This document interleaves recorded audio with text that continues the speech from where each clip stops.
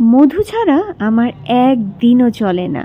আর সেটা যদি হয় সুন্দরবনের খাঁটি মধু, তাহলে তো আর কথাই নেই। আসসালামু আলাইকুম everyone and welcome to my new video. সেদিন সওদাগর পেজ থেকে চলে এসেছে আমার জন্য সুন্দরবনের খাঁটি মধু।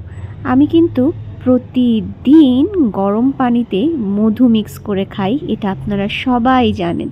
কারণ আপনারা সবাই আমাকে সবসময় জিজ্ঞাসা করেন, নূপুর আপু আপনার সৌন্দর্যের রহস্য কী? তো আমার সৌন্দর্যের রহস্য হচ্ছে প্রাকৃতিক এই মধু, যেটা আমি প্রতিদিন খাই।